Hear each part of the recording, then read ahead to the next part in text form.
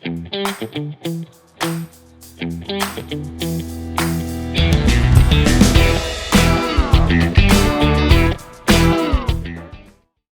guest on the Savage Leader podcast is Jason Jordan. Jason is the CEO of FireStory Communication Academy, a company that teaches communication skills for the modern world. Jason, thanks for coming on today. Thank you so much for having me, Darren. And thank you especially for giving me the encouragement to get a set of ear pods so that I don't have to steal my son's gaming headset so that people on a video podcast can hear me all right. So yeah, next stop is to Costco for a pair of earbuds. So Jason, talk to me for a little bit. So storytelling is something I'm really interested in. I know our listeners are interested as well. How did you get into this whole world of storytelling? That's a great question. I've always been a speaker, always been a storyteller. You've known me for a while now and have seen me speak. And a lot of people would ask me, what tips and so forth can you give me on how to be a more effective speaker? And the more I thought about it, the more it occurred to me how heavily I rely on good storytelling techniques. And then lo and behold, I started digging a little deeper into the storytelling world and really learning not only what I had been doing, but what I could continue to improve upon. I mean, as is the case always in these types of situations, the light switch goes on and the lights in the room come up and you hear the angels sing and you're like, oh my gosh, this is what I need to be spending all my time concentrating on. And so that's really how this all came about. Yeah, so just thinking about stories is talk to me about, people talk about stories and the importance of stories, but from your perspective, why are stories so important and what potential does it offer to leaders? I think that's a fantastic question. You bring up leadership. I did read your book, The Savage Leader.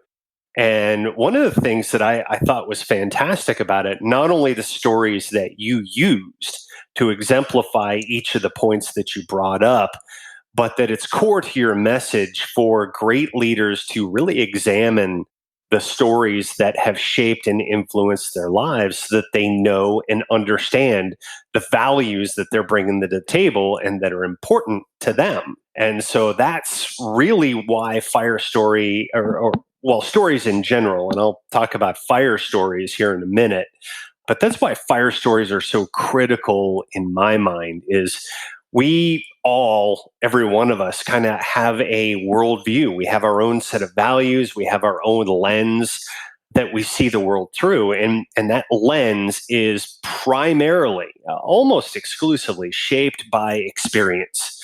Experience that we've had from the day we exited our mother and entered the world. Lots of different experiences constantly coming up. But largely in the world today, especially adults and the business leaders and so forth, we rely on data.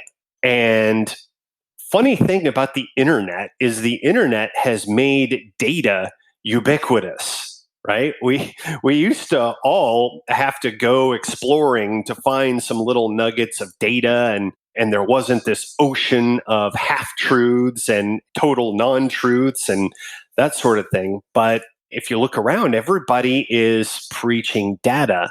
And what happens when we hear data that is different from what we believe, that's different from our worldview, right? We separate ourselves and we go over here and we just re-embrace all of the data and information that supports our worldview that we currently have. And so it's really preventing people from engaging with each other, listening to each other. And the more data that's out there, really, you can believe whatever you want to believe. If you want to believe that the world is flat, you can find data to support that. If you want to believe we never landed on the moon, you can find data to support that. You can find data to support anything you want to believe. So why should we still connect if we have different opinions? Well, it's because we need to hear and understand each other's story. And it's changed every part of my life, not only in business, but also in the family. I've got a teenage son and a teenage daughter. And taking the time to really listen to their stories, even though I think I already know and understand these are my kids, I know and understand their stories. But when I hear them tell it, it opens my world up to understand completely different things about what's really bothering them, what's really affecting them. And so, all around, listening to people's stories is so fundamental to human interaction. You may remember Fred Rogers. Do you remember? Did you watch Mr. Rogers as a kid? Of course.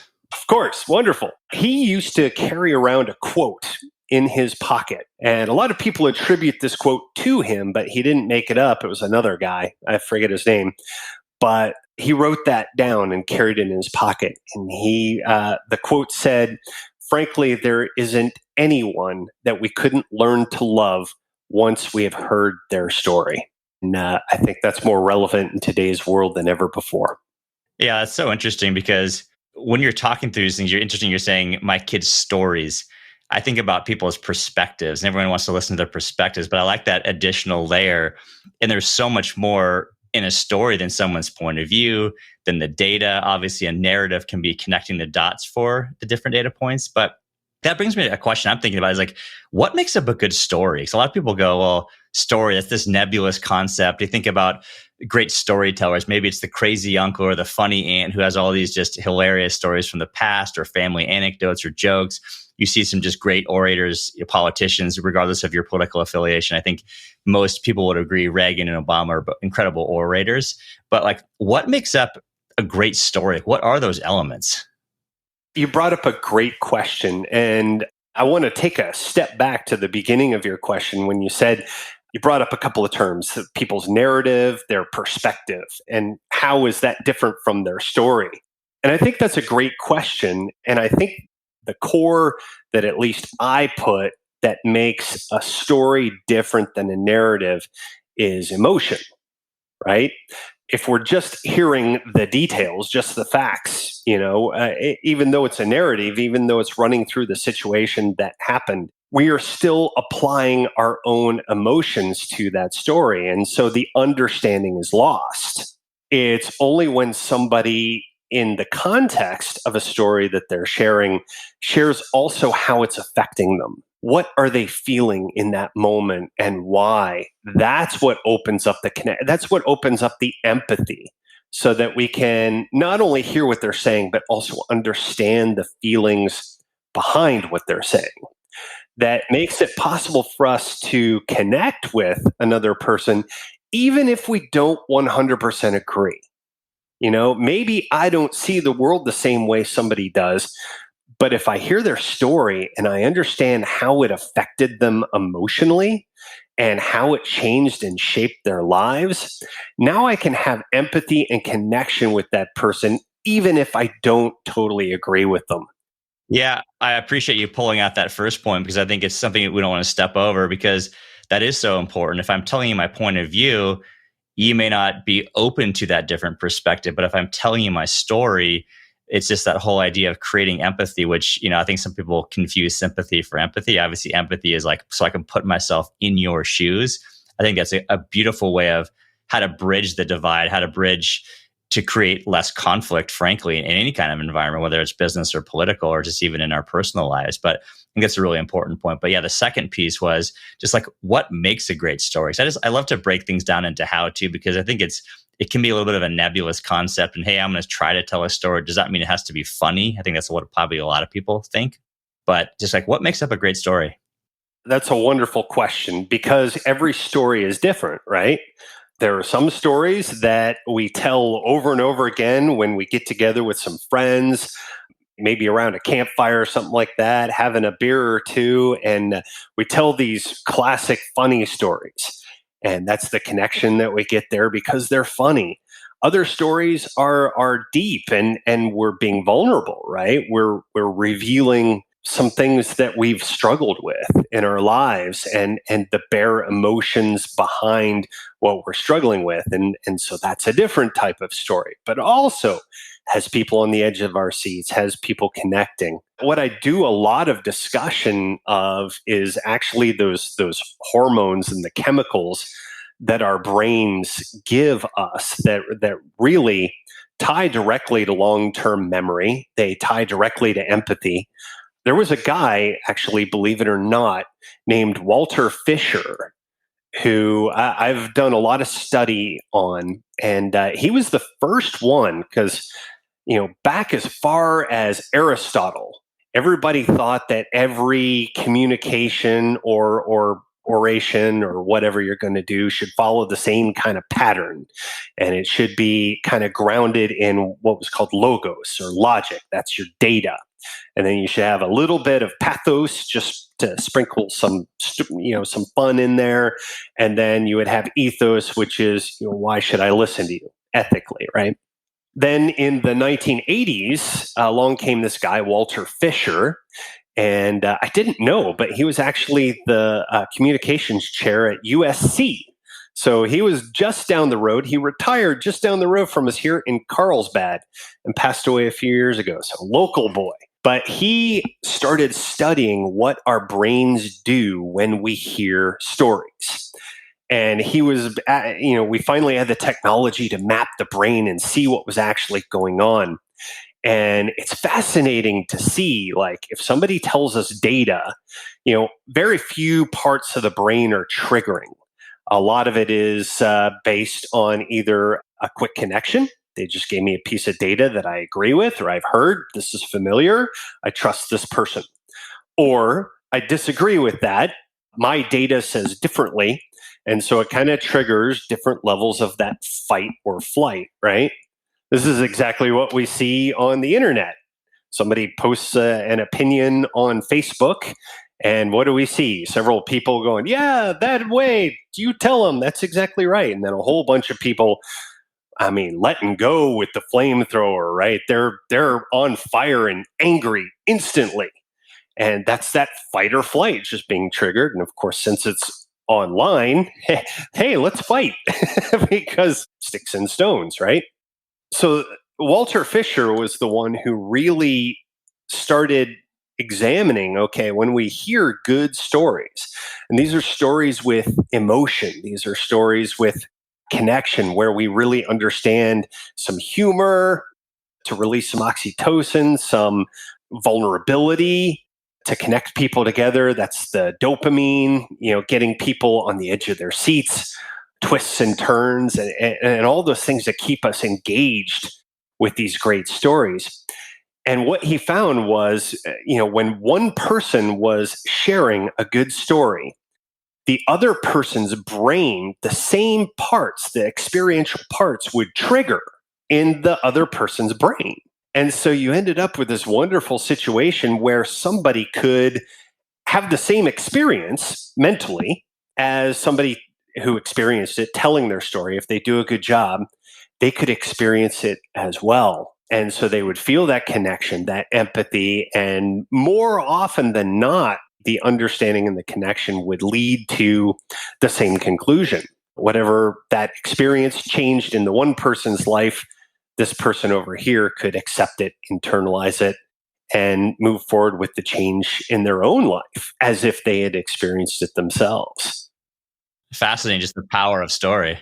Yeah, it was incredible watching just people's brains trigger in these early experiments.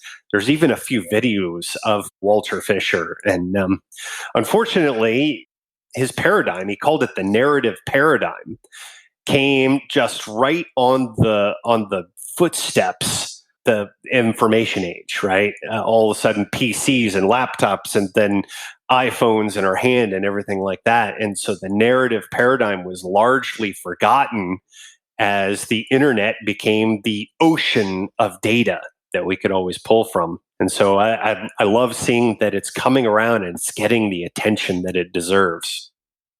Yeah, and interesting in terms of just highlighting the power of story, and just it's interesting just being able to feel the story, experience it firsthand. But so in terms of how you break that down, you talked about a lot of different things, but like what makes up, just practically speaking, a good story? A lot of people think about, vertical takeoff is how you start. It's that you mentioned logic. It's about passion, emotion, empathy. Like, what are the different components of a really powerful story? Well, I like to start off with the message that you want people to get, right? If you've got a good story, what do you want people to get out of this? And sometimes the answer is just a good time, right? Sometimes it's just we're kicking back and, oh, let me tell you this funny story. And the whole point is to just get a good laugh. And so, you need to set things up, you need to set the scene, you need to build some of that tension and then get to the laugh. And that's the big release. The details aren't nearly as important as the build up to that poignant point. My wife is so funny. She says she's a terrible joke teller, right? I don't know if if you've run into anybody like that, but they say that they're terrible joke tellers. And what I always discover is that they're bad joke tellers because they become too concerned with getting the details exactly right leading up to the punchline. And so they get caught up there in the details and they get tripped up and they lose focus. When really the only thing that's important is the punchline. But if your talk is about something different, right? If you are leading people somewhere important, if you're trying to change people's ideas, change people's perspective, get them to hire you for some reason, or get them to take your class, whatever it may be, get them to buy your book. You got to have an idea of a message first. You probably have a story, a big experiential story that you want to share, but get clear on that message first. Then you can rewind the clock and you find that connection, right? Like, how do you open the scene, connecting with people? Keep it light, keep it funny, keep people laughing, but you start to build that tension, right? As you lead to that aha moment, that moment where you're like, I see the world differently now, right? And that's where your message comes to light. That's the excitement, the climactic end of your story where you hit that. And then, we all feel that connection, we feel that understanding. And then you wrap things up finally with actually, what do you do about it? If you have a meaningful story and you've shared it and people are on board and they believe you, a lot of people leave without saying, well, if you believe me, here's something you can do about it, and give them a first easy step. So that's a little bit more formalized storytelling than just hanging out with some people. But you and I are both in the business world. You work with business leaders, you coach business leaders. I spent 25 years out in the field in sales and marketing. And so story became very core to me. And so that was a bit more of a practical approach to storytelling rather than just human connection. But I really appreciate that. And I think it's also interesting to distinguish between having a good time, a funny story. But you make a great point. It's just about the punchline. And it's probably how fish stories start to get more and more exaggerated because they're really focusing on that punchline. So the details become more or less irrelevant. But I like the distinction between, I'll call it persuasive story. You're getting someone to move from A to B, change their mind, to buy a product, to believe your point of view. But some really powerful points is the idea of starting with the message first, just that connection with people, making it human. You're not just talking at people, just build the tension. I don't think people think about, obviously tension in a funny story is different than the tension, the way you would build it in some sort of persuasive conversation. But then that aha moment. But I love that call to action because that's ultimately what we're trying to get someone to do, whether you're trying to get someone, if you're a salesperson, or even if you're a manager or a leader, and you're trying to get them aligned on a new strategy or whatnot. But there's some really, really powerful points. But what are some of the mistakes that people make in terms of when they're going about creating their story, when they're telling their story? I mean, it's the opposite, right? We skip over the important emotions. We skip over the idea of, how did I feel about this? How did this affect me? What was my reaction to that? And we just assume that people had the same reaction that we did. But most of the time, unless we tell them, we don't know where they are. Different people handle things differently. You're married, you know what I'm talking about, right? Guys and girls, we accept things very differently most of the time. So explaining not only what was happening, but how you felt about it. That is what most people leave out. So there's that. And then the other piece is, if you're not clear on that message, sometimes we have storytellers who are too short. They don't include any emotion. They don't include any details or connection. Some people are way too long because they're not clear on their point, and they meander all around. And you end up with, Grandpa Fred, come on over here. Let me tell you a story about the war, and they'll go on for 25 minutes. So getting clear on that message, critically important. Yeah, two really great points. Just the point about sharing your emotions, sharing what you were thinking. I think for me, when I first was even aware of that idea, to me, it felt like I was being too selfish in my story. I was the point for me. It's just the point of the data or the ideas or the perspective, and not so much making it about myself. I mean, how can you like talk me through that in terms of how you can get someone to think more about that? Because that to me, that feels like or felt like I'm just talking about myself, and I don't think I have the permission to share my thoughts, what I was feeling. To me, it felt like maybe that's not important. You are not alone, sir, not alone at all. That's one of the reasons why I formed the FireStory Communication Academy and why I'm so insistent on this being an in-person school. We do some stuff online, do some stuff over Zoom, but a lot of it has to be done with actual humans, live and in person. And one of the reasons for that is we need the feedback, right, to gain our confidence. Because a lot of times, just like you, a lot of people are like that. They feel like, well, I'm being selfish, I'm going on and on. Why do I have the right to monopolize the conversation? And it's not until they actually get out and do it and share their story and they sit down, and oftentimes at first they hang their head and they say, oh gosh, that was terrible, that was too long or whatever. And it really takes the rest of the people coming up going, that was incredible, you moved me, I haven't thought about that in forever, you've totally changed my perspective, I'm going to take a different approach to this. And the more they hear that, the more people start to realize that their stories are important and their stories are worth sharing, and that you can change people's lives with the power of your story. And you don't have to be 75 years old with an ocean of experience. You don't have to be Bill Gates or some other huge business leader. I know 13-year-olds who come to my academy, 12, 13-year-olds whose life wisdom could change me at 13. That's powerful, right? And they have no idea that their stories have that much impact. But man, when you're 13, are those stories raw? Are they huge in your life? So sharing those, it affects everybody. Yeah, I think that also points to that whether it's the naivete of youth or maybe it's the wisdom of youth, if we're not so overly influenced by what people think. Of course, kids and teenagers are become worried about that, but just more raw, more true versus like it gets to authenticity, meaning what I think people want from me versus actually what is that message, what is that story that I actually want to put out to the world. That's right. That's right. And getting people used to being good storytellers often involves the same questions you probably ask when you're coaching business leaders. It's probably the same kinds of questions that a therapist or a psychologist would ask, which are things like, how'd that make you feel? What did you do about that? How did that affect you when you heard that information? And sharing those pieces in a story is everything. That's all the depth. Otherwise, you have just data, just a narrative, just something that people will hear and quickly forget. Yeah, just facts, just running through a series of facts. Like, where's the power in that versus actually the thoughts, the emotions, the ideas? That's just such a great example, and I appreciate it of just how to make a story more powerful. But what about that second point? You talked about clarity of message. How can people get more clear in their message so that they can tell a more powerful story? I think probably some people think, oh, a singular point, it just isn't interesting enough. I need to tell 5 points or 10 points. Like, how do you get to that clarity of message to tell a really impactful story?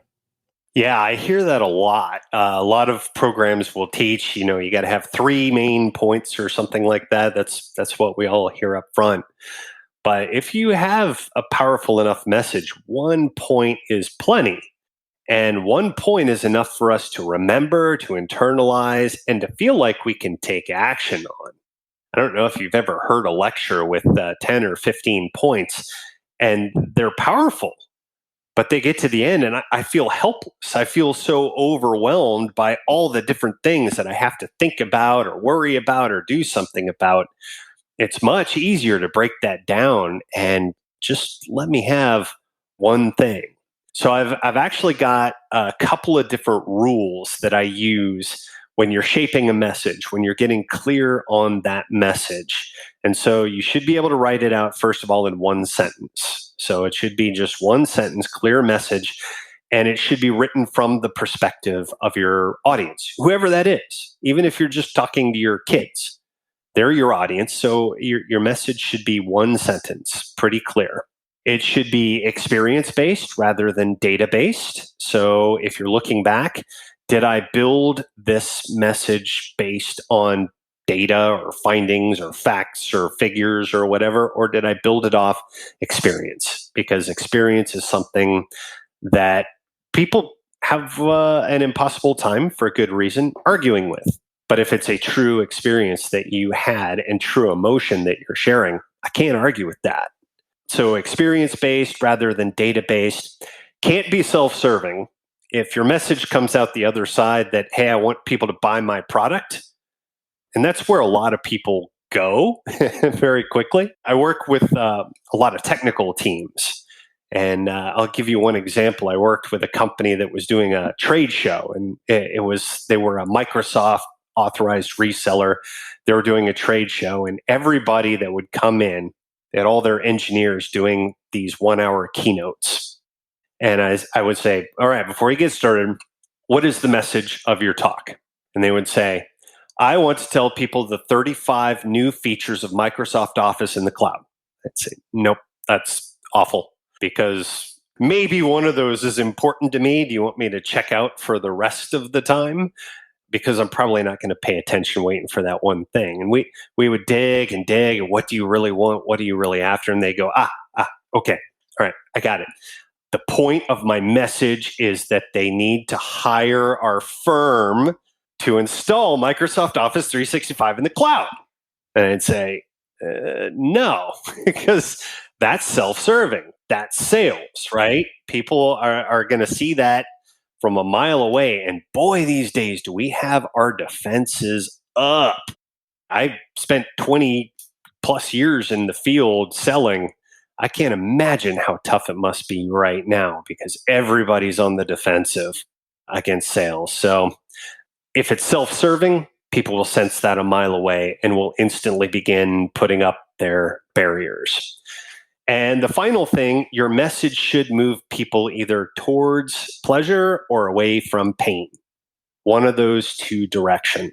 So what we ended up with usually in these talks was that it would be something more like having Office 365 in the cloud will make your team more efficient so that you don't have to hang around in the office till 9:30 at night anymore, or something like that.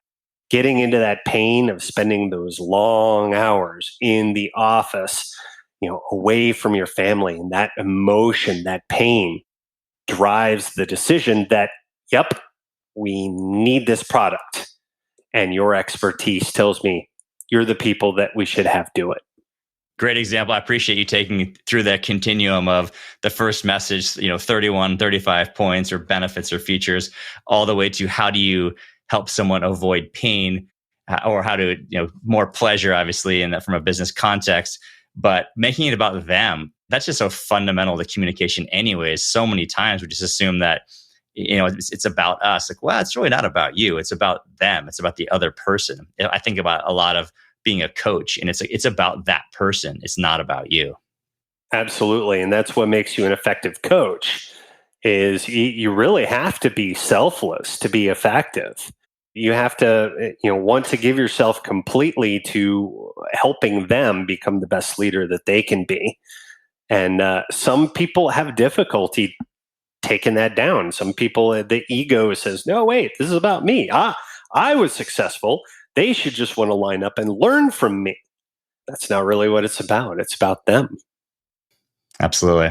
I love to shift gears a little bit, because I think people might be thinking storytelling, that's for CEOs. You did give a good example of sales folks of a technical organization going to a trade show, but they may think about keynote speakers using stories, or just the other side is just funny jokes in, at family reunions or parties or whatnot. But Can you give me just a few examples, like some practical examples of how storytelling can be used either from a sales perspective, from a manager's perspective, just to bring it home in terms of like just some of that utility of storytelling beyond just the examples that I provided?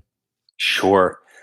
I'm a big fan of Simon Sinek. Are you a fan of Simon Sinek? Did you watch the Starting with Why and Yeah, big fan of why, big fan of purpose. Anyway, I could go on for days about that, but yeah, absolutely. I remember watching that, and I think 65 million people have seen that particular TED Talk. And I thought it was just brilliant, this idea of why and starting with why. And I got very excited about it until it finally occurred to me, because he was saying, well, I just give this away, and here's this idea, watch my TED Talk. But I'm like, how does this guy make money? And then I finally realized, oh wait, most people have no idea what their why is, or even how to get there. And he's got some tools to kind of help people a little bit, but most people don't know, which is why you end up with company mission statements that don't make any sense. I don't know if you ever worked for a company that had one of those run-on sentence mission statements that was like 3 paragraphs long, and had all the right jargon in there. It talked all about equity and capital and stakeholders and profit and all these wonderful terms in there that made no sense to me as an employee, right? I never understood the why behind any company I ever worked for. And I actually wanted to know that because I wanted meaning in the work that I was doing. If I was out there busting my hump, traveling 80,000 miles a year in my car, I wanted to know why. I wanted to know the deeper meaning behind what I was doing. And nobody ever gave me that. All CEOs want to do is stand up there and talk about this month's financials, this quarter's where they are, how the competitors are doing, what we need to be doing better. That's all you ever hear.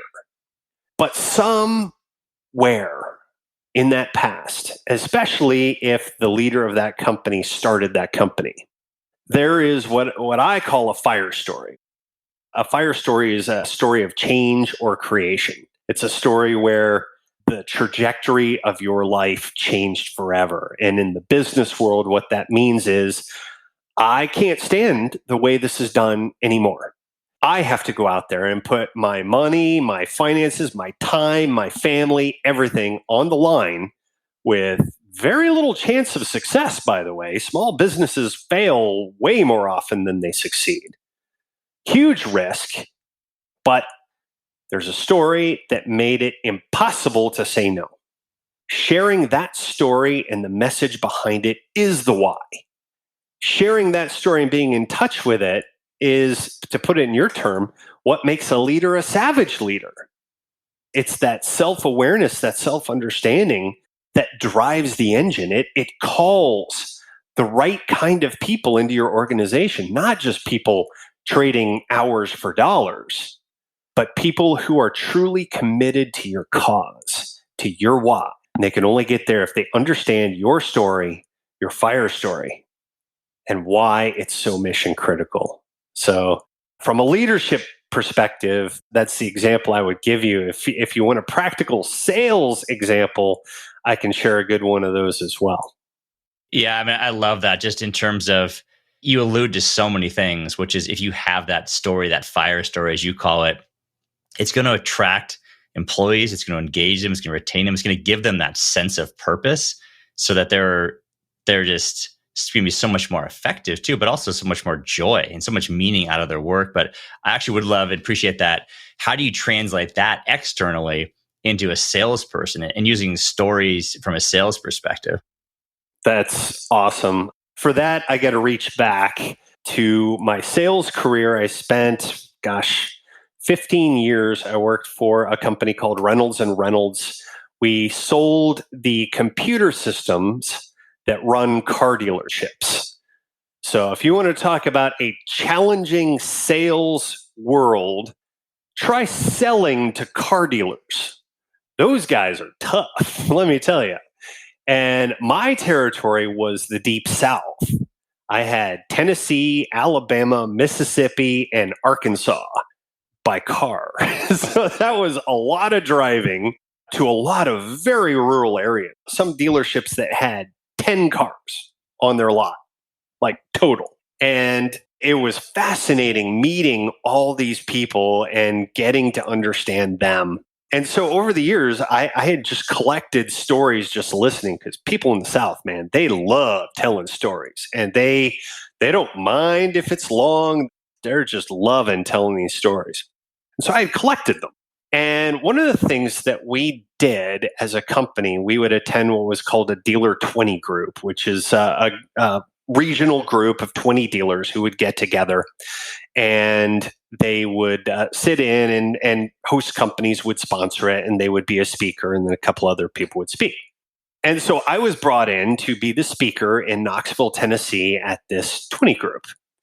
And so, I mean, the program was the Dog and Pony Show. I don't know if you've ever been in sales, Darren, but anybody in sales knows the Dog and Pony Show, which is, you pull out your product and you demo it, and you show the bells and whistles, features, advantages, benefits, right? You throw those out there.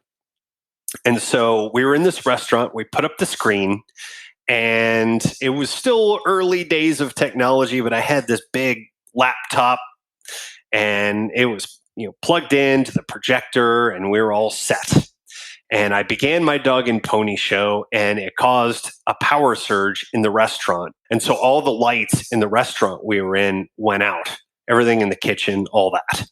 And so they managed to go back and find the breaker and turn the breaker back on. And so I started my Dog and Pony Show again, and the lights all came down again. And so, of course, predictably, the angry manager showed up. He was like, "Do not turn that thing on again." Now, my boss had spent like thousands of dollars. He had flown in. He was buying everybody's dinner. We had shipped all this stuff. He was going to get his Dog and Pony Show no matter what. And so he and the manager went off to argue, leaving me at the age of about 24, standing in front of a group of 20 car dealers with nothing prepared, no Dog and Pony Show, nothing. And so I cleared my throat, and I just started telling some stories. I just shared the stories that I had heard from all these little small towns in Alabama and Mississippi and Arkansas and Tennessee, and how our product had affected all these people, how it had changed their world, their lives. Most of the stories were just funny. Some of them were a little dramatic, but I told stories for like a half an hour. And then I said, "I don't see my boss. I'm going to let you guys eat dinner. You guys will all make the decision to buy a product sometime. I think you should buy mine." And then I walked off and sat down. The next day, I had 20 voicemails. All 20 dealers had called me up independently. They didn't collude on this. They called me up independently to say, "We're buying your product." They'd never seen the product. They didn't even know how much the product cost. They just wanted it. Why did they want it? They had heard the stories of all these other dealers, and they connected to it. They were like, "I feel that pain. I want to feel the benefits that these guys out there, these other dealers, felt. I'm sure it's a reasonable price. I'm sure it's a great product. So I want it. I want to buy it." That had never happened before. And my boss about died. He was like, "But they didn't see it." So I guess they didn't need to. They heard the story. That's incredible, man. If anyone could get 100% close rate from any kind of event, I think they'd go for that. But I just love the examples. You made it about the avoiding the pain, the pleasure. You made it about them, just to play back some of those elements of a great story. But just like, what a great example. And I think because salespeople, I think, probably tend to get stuck in that features and benefits conversation versus actually the story, how they can really benefit from it. So I appreciate all those details. Well, Jason, this has been really, really fun, really, really insightful. I appreciate your time today. Where can people go to find out more about you? How about FireStory, about the Academy? Where can people go to find stuff out? Well, FireStory.com is my website. I'm also on Twitter a lot, at your FireStory. So I'm not a big social media guy, but at your FireStory is Twitter. We have a number of programs. We're actually opening our physical location coming up this fall. And a big change for us, we're actually going to start working with kids. I had always worked with professionals and with companies. I've been doing that for years now. But over COVID, I had the opportunity, because there were a lot of homeschooled moms who hadn't planned on being homeschool moms, and they were kind of thrust into it. And so they asked me if I could teach public speaking and communication skills to their kids. And it went better than I ever imagined. And so I needed a physical location to start teaching kids. So the FireStory Communication Academy will be right here in North San Diego County. This will be our first location. Hopefully there will be many more to come, but you can always find me at firestory.com. Beautiful. Thank you, Jason. Appreciate your time today. Thank you so much, Darren. And thank you for all that you do helping leaders become savage leaders. I think it's critically important. Thanks for listening to today's episode of the Savage Leader Podcast. My hope is you are walking away with tactics that you can apply to become a better leader in your life and in your career. If you're looking for additional insight and tactics, be sure to check out my book titled The Savage Leader, 13 Principles to Become a Better Leader from the Inside Out. Also, be sure to subscribe to the podcast, and I would truly appreciate it if you would leave a review and also rate the podcast. Thanks, and see you all in the next episode.